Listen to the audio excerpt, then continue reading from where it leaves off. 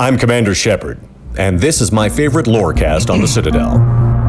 Welcome to the Mass Effect Lorecast, the podcast where we explore the vast universe of lore behind the Mass Effect games. We'll talk about all the details you may have missed, ask the hard questions, and more.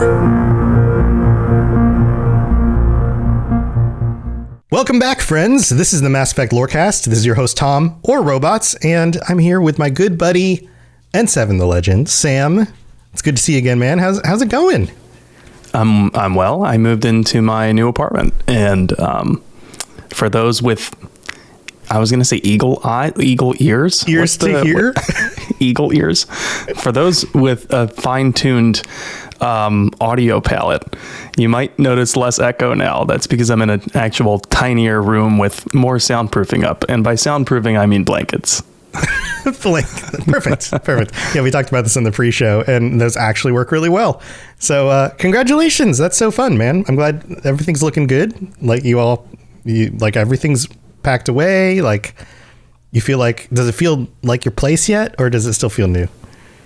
New. You ever move somewhere and then you have that like lingering anxiety, like, is this permanent? Am I really going to be here? Like, this doesn't feel like home yet. Mm-hmm. That's kind of where I am. Yeah. Well, it'll adjust within like a month or so. You'll be like, oh, this just feels like my place now. But yeah, so we're back. We had a fun time talking with our patrons recently, and we're back. What are we talking about today? Today we are going to be talking about the flagship of the Mass Effect series, none other than the SSV Normandy SR1. And, you know, we've been talking about characters and individual people in the series. But I did say a while ago that we were going to alternate between those and topical episodes. That way it didn't get stagnant and dry. And now we're going to be talking about the ship, not the SR2 necessarily. Mm-hmm. And there's a reason for that we'll get into. But yeah, we're talking about the Normandy SR1 today. Nice. I mean, the ship is kind of a character in its own way, if you think about it. Yeah, kind of. Yeah. It's one of those, it's like the star, what is it? The Enterprise? Yes. Star Trek's. Yeah. It's iconic for the series. Right. And I think that's part of what's cool about sci-fi series like these. Like, if you think about it, every major sci-fi series, there's a cool freaking ship. And there's a reason why the ship is so cool. And this is like no different. So yeah, so I'm excited to get into this. All right, where do we start? So there's two things that we got to talk about right away. And that's we got to define the ship as a Systems Alliance Scout Frigate. Now this probably seems obvious to some people, but these are two important elements that we should elaborate on first. First of them being the Alliance. So number one, the Alliance. It's obvious, like I said, but in Mass Effect 1, I think a lot of players get confused why our protagonist, Shepard, is just allowed to commandeer an Alliance ship and just do Citadel Spectre stuff with it. You know, and just all of a sudden, this is cool now. Yeah, you just take the military ship, that's fine. Yeah. Go do your Citadel things with it. Right. So, you know, why would the Alliance just be cool with losing not just a ship, but a high-cost prototype? And I think that there's three answers to that. Number one, we need to remember that it wasn't just a human-designed ship. Number one, it was a joint project with the Turians to design a type of ship never before seen, a stealth frigate. And number two, it's not like everyone in the Alliance was cool with it. Right, it didn't go off that ezy. Right, not everyone was on the same page. Like they say in the series. Good idea. Let's do this. Yeah. Put 3 humans in a room and you'll get 6 opinions. So, so not everyone was cool with it. People in high positions like Udina and Hackett signed off on it, and they were tolerant of it, I think, in the name of contributing to galactic defense and showing good faith on humanity's part. Like, hey, you know, we're here to play nice in the sandbox too. But Rear Admiral Mikhailovich didn't seem to be happy with not having the Normandy in his fleet. If you remember, he's the officer who shows up in Mass Effect 1 at the docking bay in the Citadel, and he demands on the spot a full inspection of the Normandy. And at that point, I think most players are thinking, well, who the hell is this guy? Yeah. I haven't seen him before. This is my ship. Right. Is this protocol? What's going on here? Right. Right. Well, it turns out that he's the admiral in charge of the command structure that the Normandy would have fallen in had it not, been part of the Citadel Spectre's personal task force. And so he demands to see it, and technically he still has authority to do so. So you let him see the ship. And when he comes back out, he's like blasting the ship's design. He calls it overkill to put a Tantalus drive core in it. And he criticizes the cost of what it took to make the Normandy, which was 120 billion credits, nothing to balk at. But he says that money could have went to making 12,000 fighters. That's a lot. Yeah. That's a lot of fighters, but I also wonder, why would you want or need 12,000 fighters? Right. Yeah. Where are they going to go? How are you going to transport the fighters? Right. Well, I think it's figurative. It's just, it puts it on a scale, right? So more likely you would have made 500 fighters and, 100 of these other ships and, built part of a section of a fleet rather than just one ship, right? The game and its voice actors may have been majority Canadian made, but Americans really will use anything except for the metric system. Yes, right. But no, he's very, very much critical of it. And if you pass some unreasonably high level speech checks at the time, you can put him in his place. But in the process, we get this feeling that he doesn't like aliens much either. And he poo-poos the CIC's design with the commanding officer standing above the subordinates, and Shepard can enlighten him that that's actually a Turian design thing. And he also doesn't like the fact that Shepard has alien crewmates. So right away we're like, oh, is this guy racist? Because he's just so anti-alien. Right. And we just got all these crewmates and we're like, oh, this is awesome. And now we have somebody saying, well, your crew sucks. And we're like, you suck. What are you talking exactly. about? Right. Yeah. These are my friends. I don't even know you, dude. And you just showed up at my ship and now you're blasting my friends. What? Yeah. Screw you. Yeah. But, like I've said before, our knee-jerk reaction might be to say that this guy's racist, right? But honestly, from an admiral's point of view, he does have a leg to stand on from an operational security concern point of view, because it is an operational security hazard that the Alliance, the humans military, is letting their prototype ship, cutting edge technology, bleeding edge technology, and they're letting aliens walk around, untethered, unhindered. You have full access to the ship. Sure. I understand where he's coming from with that. I understand the security concerns. But he clearly just has a bone to pick with the ship. It's not just about that. It's he's looking for stuff. Right. He's nitpicking and he's being an asshole about it. Right. And it is interesting, though. Why would he get annoyed with the Normandy not being in his fleet, which he says, if he didn't like it to begin with? Right. No, it's the thing that everybody does. It's the thing that the jealous lover does, right? Well, you can only be with me. Well, I don't want to be with you. I'm going to be with this guy over here. Well, you suck. And I didn't want to be with you anyway. Right. And it's that doesn't make any sense. Now you're just an asshole. Yeah. Now you look pathetic. Right. Yeah. Well, then, we wanted them to be with you, but they're not good enough to be. So either your standards weren't very high to begin with, or you're a liar. Yeah, exactly. Not to mention, I see Sadie Cakes here in chat says, AKA not in my chain of command. So I looked at it as Mikhailovich walking around as a security risk. And that makes sense because, he does seem to be pretty hostile right off the bat. So getting him to go poke around is technically by the book. It's okay. But I would have wanted to escort him. Sure. Yeah. Yeah. But anyway, that just goes back to the point that not everyone is okay with it in the Alliance. Not everyone is on the same page that the Normandy is allowed to be Shepard's personal, mobile headquarters. And number 3, it's important to note that the Normandy is still part of Alliance Command. like you may have inferred from that previous point that we just mentioned. And this is also how the Alliance justifies impounding the Normandy, the counterfeit one, aka the Normandy SR2, at the beginning of Mass Effect 3, because they're saying, well, it uses proprietary classified technology. And so this is our anyway. Technology. Yeah. Yeah.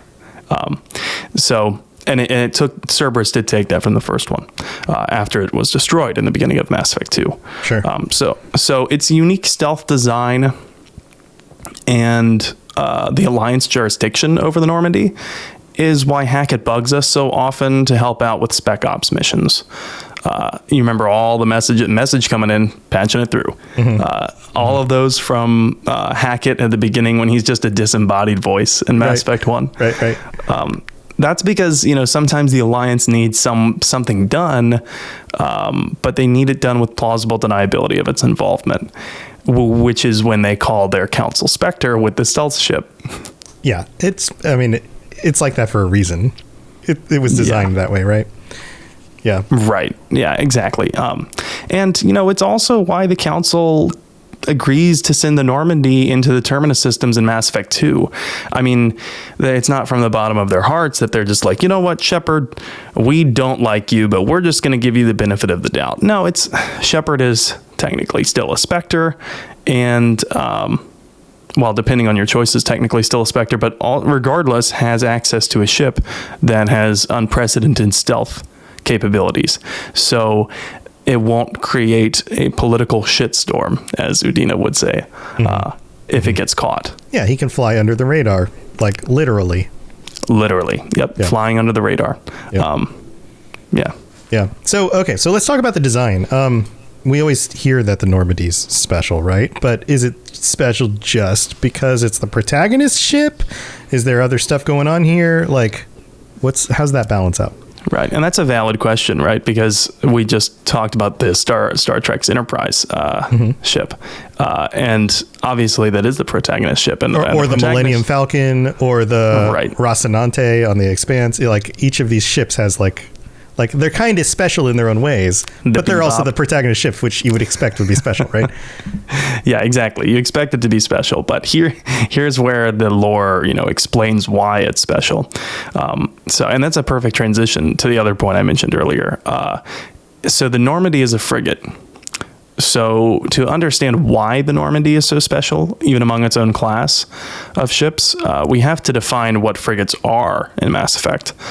In the Systems Alliance fleet structure, frigates are meant to be these little escorts for large ships, and they handle anti-fighter defense for the large ships. So it's like having those little destroyers or the little ships that surround an aircraft carrier. Right. Aircraft carriers don't have a lot of natural built-in defenses. Right. They're the line of defense for the greater size ships in the squadron. Right, they're escorts. And they also provide defensive scanning so that the dreadnoughts at the center of the fleets can be alerted as soon as any attacker exits faster than light flight, which, that technology, FTL, that makes it incredibly easy for attackers to just surprise fleets. They're going through space at faster than light, and then they exit that FTL, like wormhole. Just drop in. And they're just there. It's like teleporting right into the midst of the battle, yeah. Right, exactly. You can't detect something that's in FTL, right? But you can detect it when it enters and exits FTL. Right. Which is what the scanners on the Normandy and other frigates are built to look for. So this also means that the frigates are not extremely powerful in combat, but they have higher maneuverability than a cruiser or a dreadnought. And you can think of dreadnoughts like battleships. So the frigates are supposed to fly in wolf pack formations. And interesting that they put it like this in the lore. But they're supposed to fly in these formations for combat of up to 4 to 6 frigates in one formation, moving in and destroying ships after fighters have brought down their shields. But this is interesting because although that's the typical structure of frigates in the Alliance Navy, that's not how it is for the Normandy. The Normandy is almost always alone. Yeah. Maybe that's for stealth reasons. Maybe or the fact that they don't have multiple ships for, your crew. Exactly. There's that. Yeah, because the Normandy, as we know at the beginning of Mass Effect 1, is the only type of ship in its own class. It's a frigate, but it's a prototype. Sure. So it's the only one that can be that stealth. Which, as cringe as it sounds, that would make the Normandy technically a lone wolf. Well, it would. You're right. Right. And it is. I'm imagining the Normandy with a baby carrier on its chest. I don't know how many people are going to get that joke, but that's a hangover joke, right? It's a hangover joke. Yes. First, I was a one-man wolf pack, and now I've invited you all into my wolf pack. Right. There's so much of that movie where he's got the baby harness. Mm-hmm. Yeah. Anyway. So the Normandy was a one-man wolf pack. There you go. But yeah, as cringe as it sounds, it's true. It operates alone. And frigates alone, not just the Normandy, but frigates alone are so quick that it's hard for cruisers and dreadnoughts to actually hit them with long-range fire, because they can turn on a dime comparatively to all other ships. So let's say a dreadnought, which needs to be kilometers away from its target to fire, launches a 20 kiloton ferrous slug at a frigate. But by the time that projectile gets to where the frigate was estimated to be, that frigate has already changed course. Right. Yeah, it only takes... there's too much time involved with the traveling of the projectile, with the maneuverability of the frigate. Right. It just has to change course a little bit, and it's going to miss. So frigates are virtually invulnerable to large ship fire, which means that you would have to have fighters to bring one down. Mm-hmm. Something that can get in close and personal. Right. Of course, the rules are different if you are a 2 kilometer long Reaper with a giant laser that travels at the speed of light. Yeah, lasers kind of change it up a little bit. Even if you're 2 kilometers away, that laser's going to reach you pretty quickly. Exactly. And it doesn't seem like the Reapers have limited ammo. It seems like they have unlimited ammo for those. It does. Lasers. Yeah, they've got these crazy power cells that somehow supply them. Yeah. They're like hyper futuristic nuclear fusion power cells that are just, feeding this amorphic blob inside. Yeah, that's what they're doing when they're hiding out in deep space somewhere, is just charging those power cells for imagine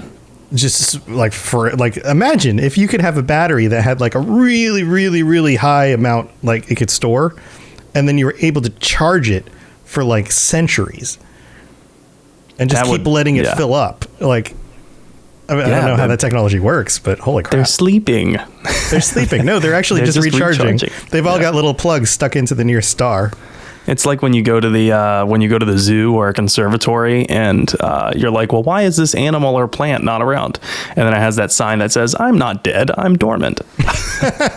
Right. Yeah, that's it. That's it. They should put the signs on the Reapers. I'm not dead, I'm dormant. Yeah.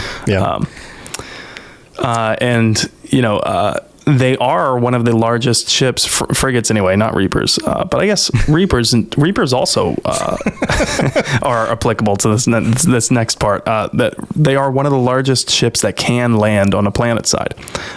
Dreadnoughts, cruisers, they're too large to land on a planet. Mm-hmm. So the frigates typically carry one squad of Marines for military police duty or ground side operations.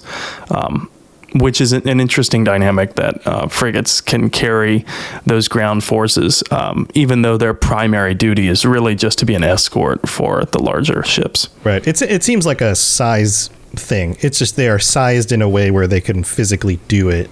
So they could be used that way, even though that's not their primary role. Right.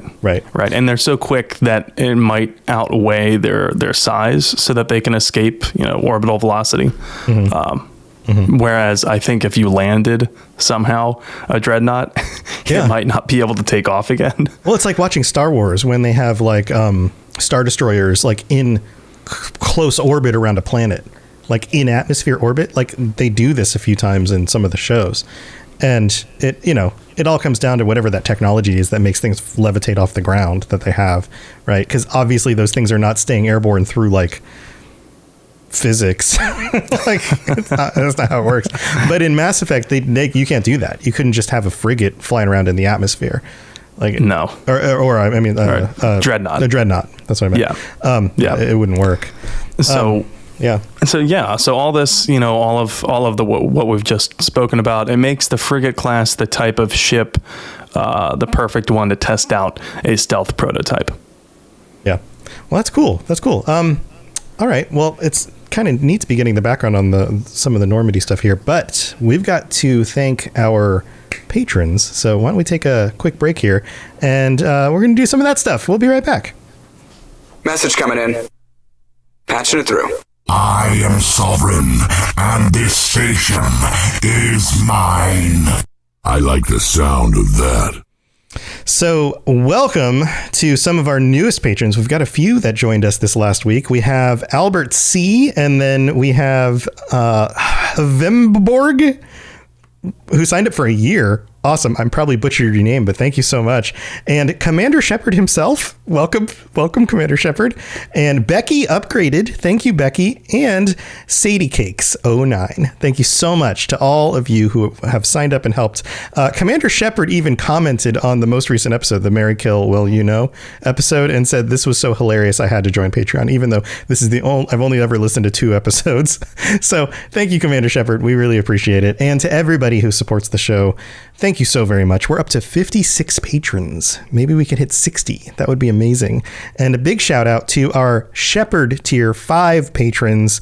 We've got Kolka Shins, Captain Shanko, Kira C, Lieutenant Tosina, Pipe Man, and William. Thank you so much to all of you guys. If you're curious about all the different rewards or ways that you can help us support the show, then go to patreon.com/Mass Effect Lorecast and check out all the different tiers. And we genuinely appreciate this. Like, you guys are half of the equation that enables us to do the show. So your support financially, and also your support by sharing it with your friends, or ratings and reviews, all of that kind of stuff. Very, very, very important. We could be doing the show, but if it wasn't for you guys, the show wouldn't be successful. So thank you to everybody. Also, I see here you have a little note about a ratings milestone that we crossed. You want to call this one out?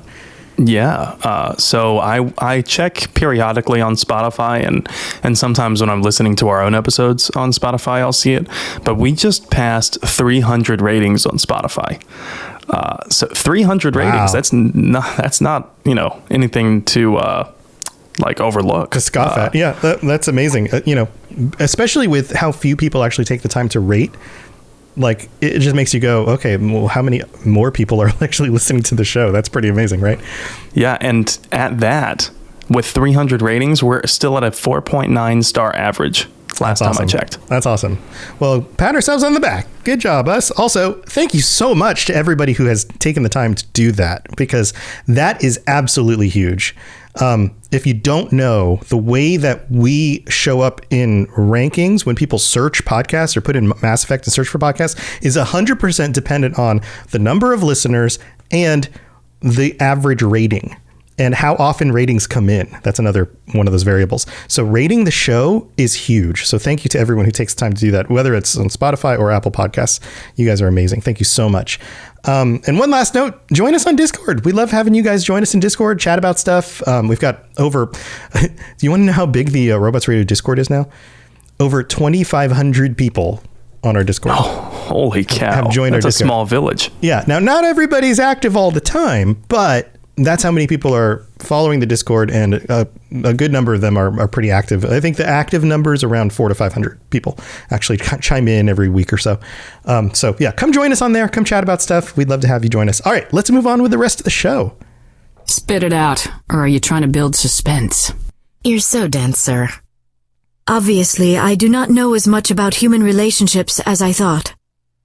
Okay, so we talked about the Alliance and their hold on the Normandy and what frigates are. But let's talk a little bit more about what makes the Normandy specifically stand out.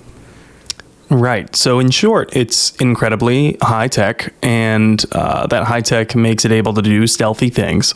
And like I said, even though it's an Alliance ship, it's not just the work of human beings. So that's what it is in short. Okay. So let's talk about stealth. Now, this is one of those things that I've I've been wondering because obviously you've played these games a lot more than I have. Now, are we talking about like invisibility cloaking? I mean, not like you're thinking, but in terms of reading on instruments and scanners, yeah, basically. So like more like a stealth, like a stealth jet, like we have. Yeah, it doesn't turn invisible like in the MCU or something like this, right? But it doesn't show up on readings. It doesn't show up on radar. That kind of thing. And it's interesting you relate it to a stealth jet because the Normandy, I learned this from the Art of the Mass Effect book. The design of the Normandy, it was designed to look like the Delta Wing fighters or the Concorde jet. Okay. Yeah. So yeah, it was designed to look like that. Yeah. But yeah, like I'm sorry to burst anyone's bubble about stealth fighter jets in today's world, but they are not invisible. They are not. It's not. Yeah, it's not like the ships in the Marvel universe where they just go bloop and they disappear. Yeah, and you just see Wonder Woman floating along. Right. You just see Shepard and Joker just floating along, just sitting back in their chairs, riding around in the sky. Yep. No, basically, so let's talk about the stealth. The stealth is a lot more technical than that. They have something that is cutting edge called an internal emission sink. And according to the Codex, starships, like all starships, not just the Normandy, but starships generate a ton of heat when they're doing their thing. And they're zipping around the cosmos and shooting lasers and things. Engines, sure. Just starship things. Yeah. And it makes sense. To propel a lot of weight, you need a lot of force. And starships are incredibly heavy. And, this is Mass Effect fields aside. And to generate it, you need to burn or conduct electricity through something. Heat is often the byproduct of that, even in our own world. Mm-hmm. That's just thermodynamics. All the time. Yeah. I remember enough from thermodynamics class to know that heat is the byproduct of so many different physical mechanisms in our own world, and the heat needs to be shed somehow. And when you put that heat against the absolute zero cold of space, any amount of heat is recognizable. Oh, sure. Even our body heat would be. It's like turning on a tiny light in a dark room. Like you're immediately going to notice it, even if it's a small little light. Yeah, the human threshold for seeing light, I think, is incredibly sensitive. I'm pretty sure, I don't know if it's a myth or if it's true, but I'm sure you've heard the thing, human beings can see a candle lit in pure blackness a mile away. Oh, yeah, I would imagine that makes sense. I mean, we can see stars.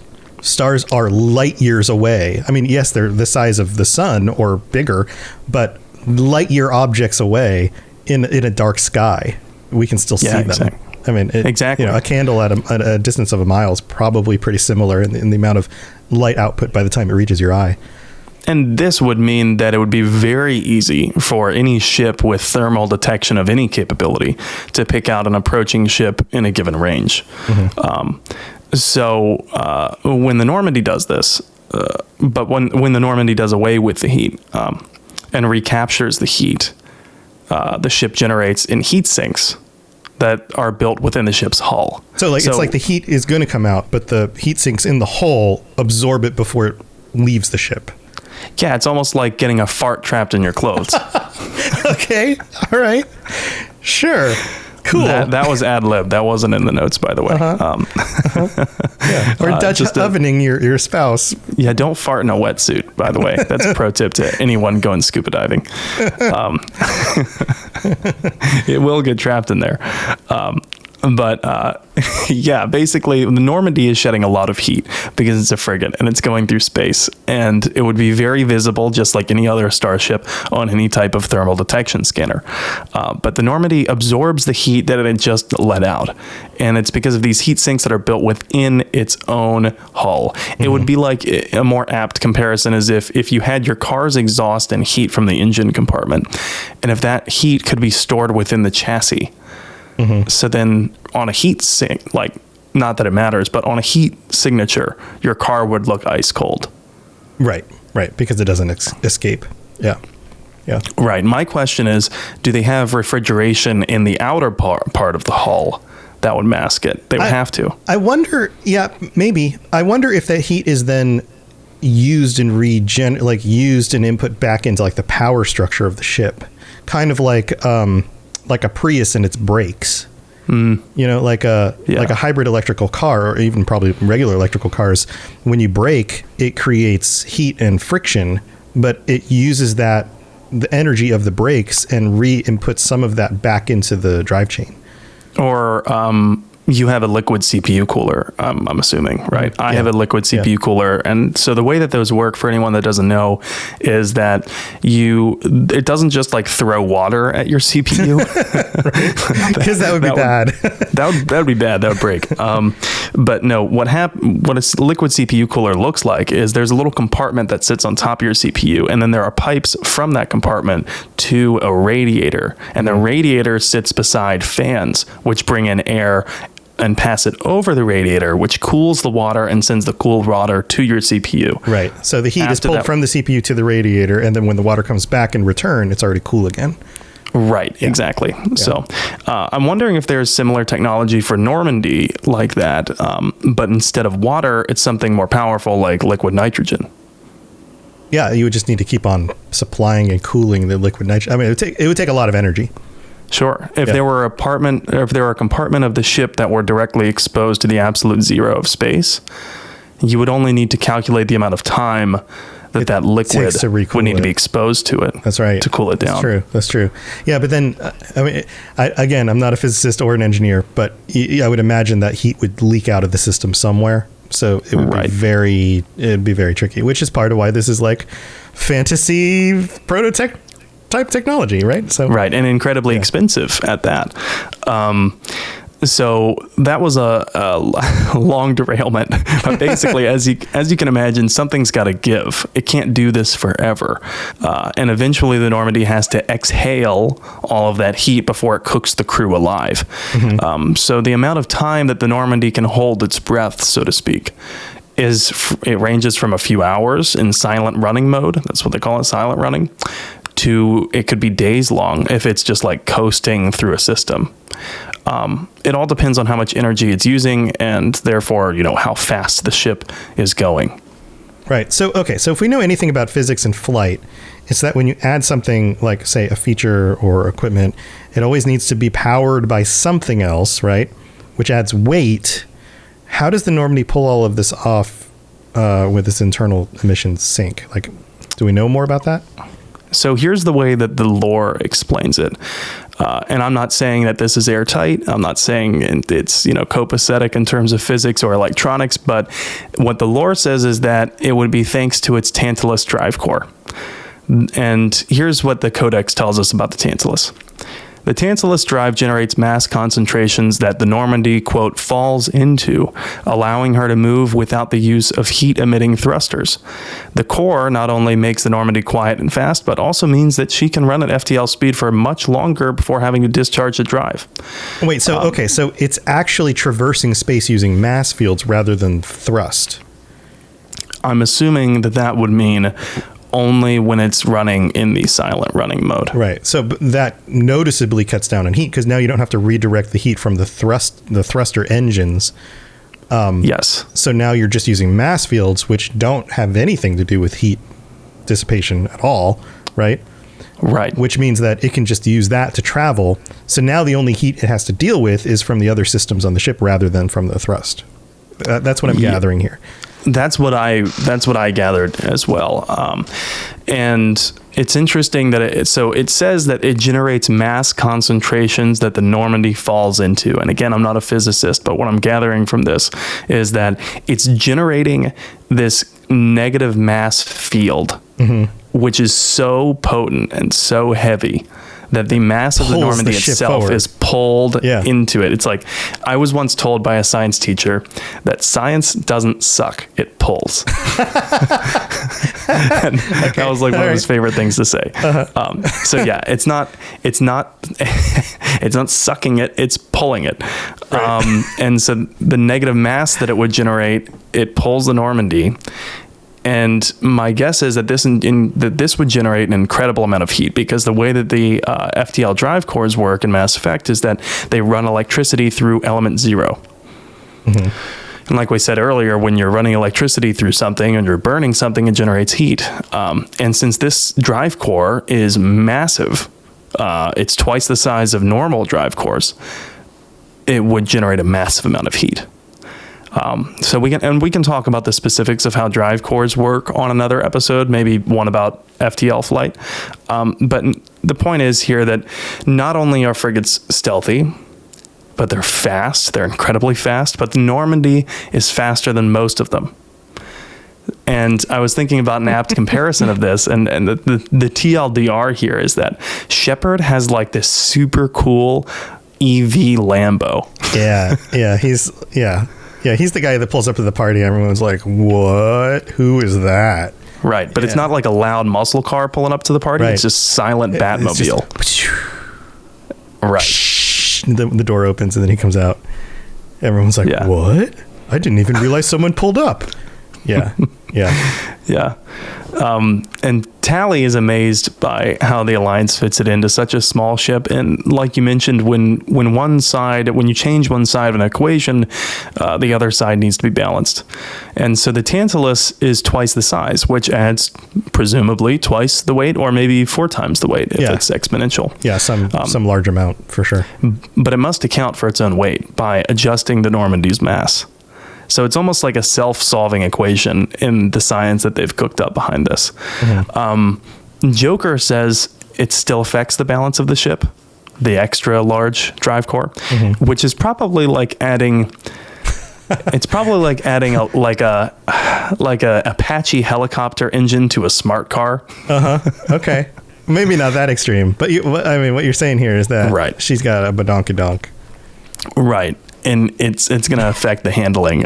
Maybe the Normandy fishtails a lot. I'm not sure. Maybe but she's slipping and sliding all over this. But since Joker's amazing, Joker says it's nothing I can't handle. Right. Of course. Yeah. And given how successful the Normandy's testing went, by the way, they planned on making the Normandy its own class of ships, like its own class of frigates. So they were planning on making Normandy class ships, so it wouldn't be the only one of its kind. And then they could be in the wolf pack together. Right, and they could welcome more people into their wolf pack. To their solo wolf pack, yeah. Can you imagine how badass an entire group of Normandy frigates would be? You got one flying around the galaxy and it already saved it. Yeah, it would be friggin' awesome. Oh my God. That was, cheers to that. And for those listening, I just raised a glass. Well, beer to be specific. And get this, there is another Normandy class ship out there somewhere. We know this because in Mass Effect 2, there is this like a little news bulletin going on. And they say that the Alliance did create another one. They did create another one named the SSV Einjalut. Einjalut, hear of that. That's not good. What did you say? I said Einjalut, hear of that. Oh my God. That was a real stretch. That was a stretch. Now the name Einjalut might not ring a bell to a lot of people, and that's okay. It didn't for me. We know that the Alliance names their frigates after famous battles in human history, and we're all familiar with the Battle of Normandy, I think. If you're not, catch up on your World War II history. Watch 24 Hours of History Channel, and I guarantee you will be. It'll show up. Yeah. But I had no idea what the Battle of Einjalut was. So I did a little light research. This was not in the lore, by the way. This was just part of real human history.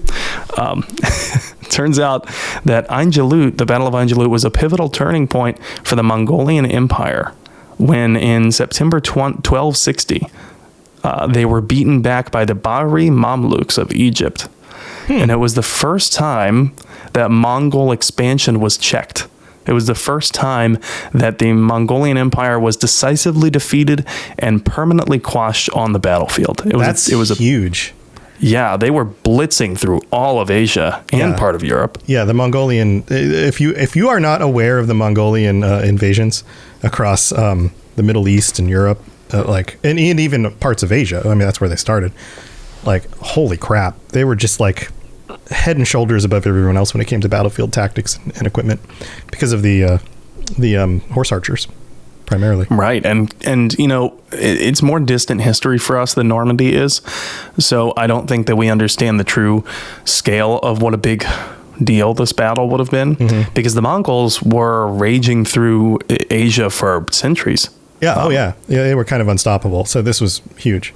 It was not like Nazi Germany, which, you know, given, you know, to be fair, it did conquer a lot of land faster, but Normandy was a pivotal turning point in World War II. The Battle of Angelut was a pivotal turning point in Asia in the 13th century. So interesting bit of history there.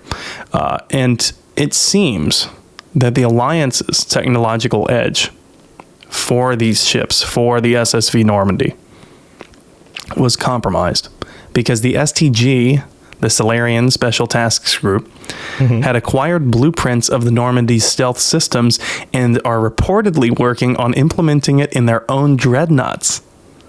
So the Solarians are trying to build stealth dreadnoughts, stealth battleships. That's crazy.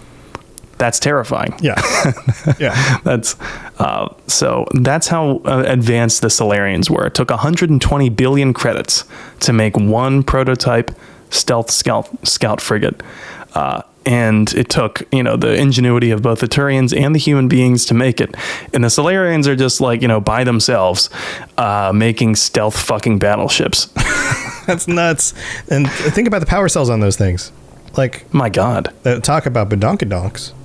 If you needed twice the size of a normal drive core for a scout frigate, you'd probably need like 8 times or 10 times the size of a normal drive core for a dreadnought. Yeah, or bigger. Yeah, that's... Ugh. And where are they going to get the EZO for that? I don't know. That could be its own source of conflict in the galaxy. EZO wars. Now, it's toward the end of the episode here. And you may have noticed I didn't bring up any of the weapon or armor or shield upgrades that we install to the Normandy in Mass Effect 2. And that's because that's the Normandy SR2. And there's so much cool technology that's added onto it from Cerberus. But I think we'll need an extra episode for that version of the ship. Yeah, that's true. Also, we didn't really bring up Anderson in this episode, which is interesting because he was the CEO when we started Mass Effect 1. How did he become the commanding officer of the Normandy? Do we know?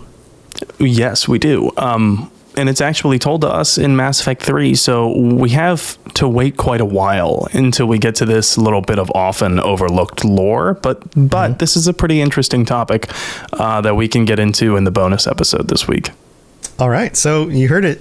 Well, that's what we're going to be doing right now if you're in the live show, or in just a few days when the bonus episode shows up for listeners. Man, this is so cool. I can't wait till we get even into deeper stuff with the SR2 and all of that stuff. But yeah, awesome. Do you have anything you want to share before we head out? Yeah, I do. So I'm streaming every week on Twitch. Of course, streaming Mass Effect on Saturdays, my first playthrough of Dragon Age on Thursdays, and a rotating slew of games on Mondays before we air this live, but that depends on if I have the time. But the more exciting part is that this coming Saturday, I'm celebrating my Twitch anniversary. Nice. So yeah, it's been 1 year on Twitch. And I can't believe how supportive this community has been. I'm getting on average now about 25 to 35 viewers every stream, which is like crazy. That's awesome. That's so cool. But for part of the Twitch anniversary thing, I'm wanting to give back to the community. So I'm going to buy, I haven't decided what it is yet, but I'm going to buy like a statue, maybe a statue of the Normandy. And I will count every sub or every 300 bits as one entry into a raffle. Nice. And then at the end of the raffle, and I'm going to limit it so that people can't just buy a lot of entries and virtually secure their bid. Sure. But at the end of the raffle, I will send the statuette or maybe the Mass Effect helmet that they sell in the BioWare store. Yeah. I'll send that to whoever wins the raffle. Oh, that's so cool. All right. Well, good luck, everybody. Go join the streams. Get in on that. Oh, yeah. That sounds awesome. At In7TheLegend on Twitch. Yeah. Awesome. Yeah, my stuff is still going. All of my shows. If you're into Fallout, if you're into the new expansion for Elder Scrolls Online, which just dropped today for PC, any of that stuff, if you like those games, I talk about the lore on my own lorecast for those shows. Also The Witcher and Lord of the Rings. Lord of the Rings up to episode 15. And it's going awesome. So go check that stuff out. You can find all my stuff at robotsradio.net. You can always join us live on the Robots Radio channels on YouTube and Twitch and Facebook, or on the occasions that I stream other stuff. I've actually been working on a lot of music and other things like that lately. I haven't been able to stream as much as I want to, but if I do, that's the channel you can find me. And that's what we got for this week. We'll be back next week, talk a little bit more about Anderson's origins on the Normandy. Until then, or at least not next week, in a few days.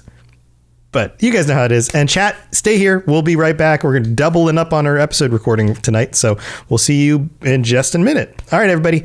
Have a good night. We'll see you guys later. Thanks for tuning into the Mass Effect Lorecast. We'd love to hear your opinion and thoughts on the lore of Mass Effect. Reach out to us on Twitter at Mass Effect Cast, or check out the Robots Radio Discord. Also, you can send us an email at masseffectlorecast@gmail.com.